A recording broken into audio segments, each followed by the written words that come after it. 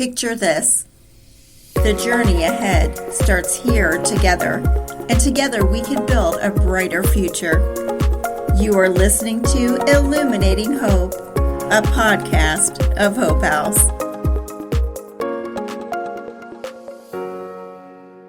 Welcome back to Illuminating Hope, a podcast of Hope House. I'm Tina Johnson. Before we begin, today's episode includes discussion of fixation and unwanted pursuit. Please listen in a way that feels safe for you. Also, before we begin, I want to be very clear about the purpose of this series. Understanding the different type of stalking is not about excusing or sympathizing with abusive behavior. This information exists so survivors can better recognize patterns, strengthen safety planning, and trust their instincts. There is never an excuse for stalking. Responsibility always lies with the person choosing the behavior, never the survivor. I want to challenge cultural narratives that normalize obsession by naming a myth. Our culture often confuses persistence with romance and obsession with love. Today we're talking about the intimacy-seeking stalker, a type of stalking that is frequently misunderstood and dangerously romanticized. So what is intimacy-seeking stalking? Intimacy-seeking stalking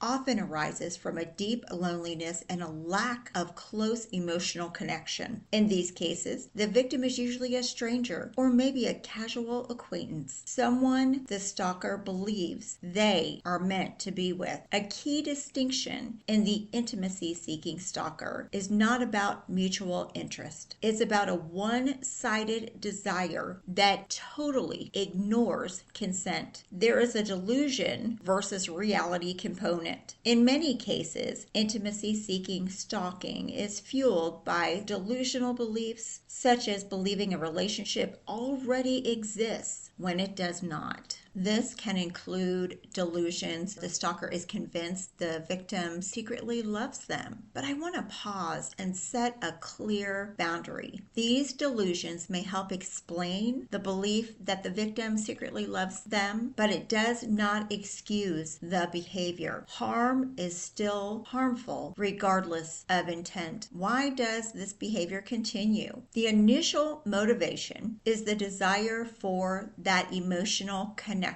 and intimacy component. But the stalking continues because of that internal gratification the stalker feels. The belief that they are deeply connected to another person, even without consent. Another important pause. The relationship exists only in the stalker's mind, but the fear it causes is very real. I am going to attempt to explain this type of stalking and what it can look like without giving a how-to any recognition. Intimacy-seeking stalking may include repeated attempts at contact, gifts, messages, or showing up uninvited, often framed as affection or destiny. When boundaries are set, they are ignored or reinterpreted as a part of this fictitious, made-up love story in the stalker's mind. This type of stalking can escalate quickly and be very dangerous, especially when reality